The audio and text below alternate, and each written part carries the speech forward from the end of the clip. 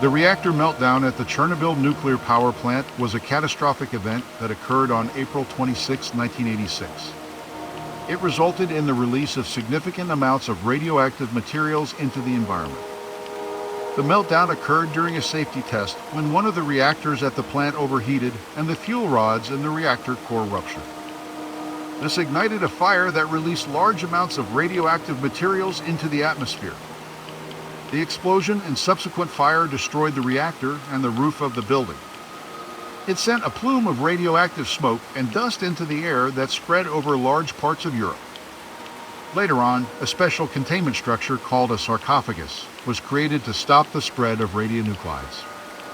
All in all, the disaster caused widespread environmental contamination and led to the evacuation of over 100,000 people from the surrounding area.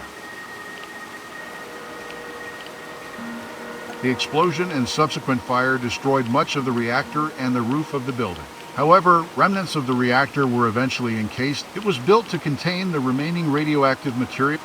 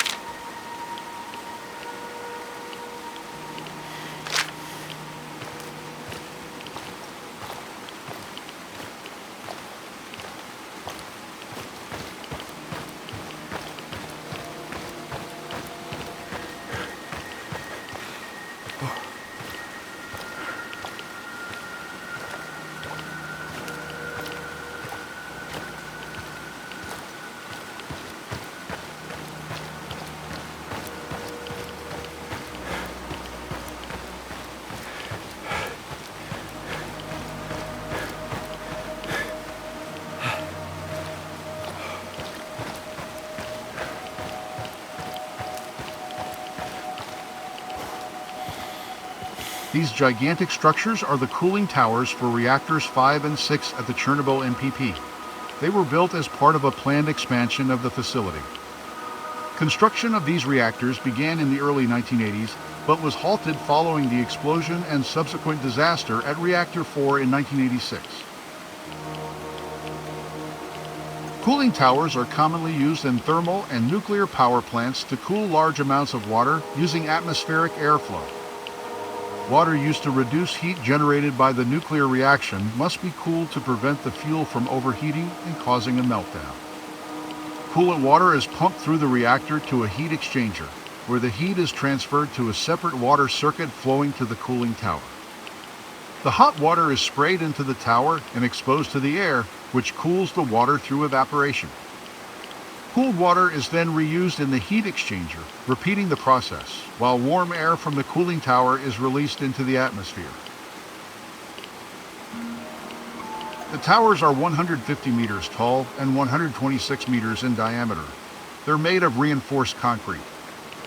Unit 5 and its tower were still under construction in 1986 when the disaster occurred, halting all work. Priorities later shifted to constructing the shelter for the destroyed Unit 4, and the new reactors and towers were abandoned.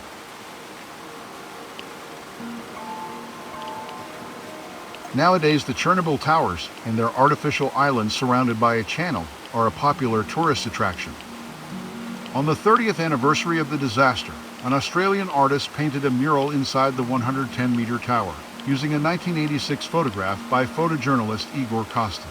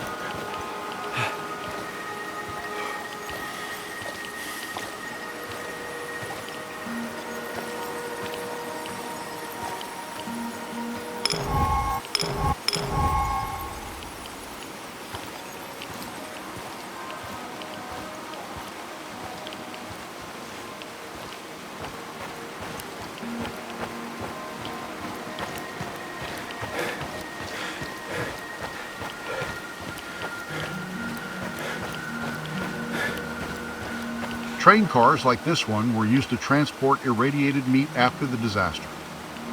During the liquidation of the Chernobyl site, all livestock and wild animals within the exclusion zone were culled to prevent the spread of radioactive meat. When irradiated meat appeared in Moscow stores, the Soviet health minister raised the alarm and halted sales of meat from the exclusion zone. However, the Moscow party bosses ensured their own supply was safe to eat. A protocol was developed to cleanse the meat of radioactivity to make it edible. Processing plants were instructed to soak the meat in chemically treated water, then check radioactivity levels. It didn't help that the plants had to expedite the process due to the huge surplus of meat. This resulted in inaccurate assessments of radioactivity and the mixing of safe and highly irradiated meat. In 1987, over 300 tons of frozen meat was shipped to the Georgian Socialist Republic, but was rejected after being tested by a dosimetrist. The meat was then loaded on a train and caused fear and panic wherever it traveled. The local authorities in Ovruch asked for the meat to be buried, but their request was rejected. The train was then sent to the Ukrainian village of Polotsk, pasted with warning signs and locked up. The radioactive meat remained there until the generator for the refrigeration failed, and the local electricians refused to repair it. The issue was brought to the public's attention by reporters who took photos of the radioactive train. KGB agents eventually buried the meat in South Belarus in a concrete-lined pit.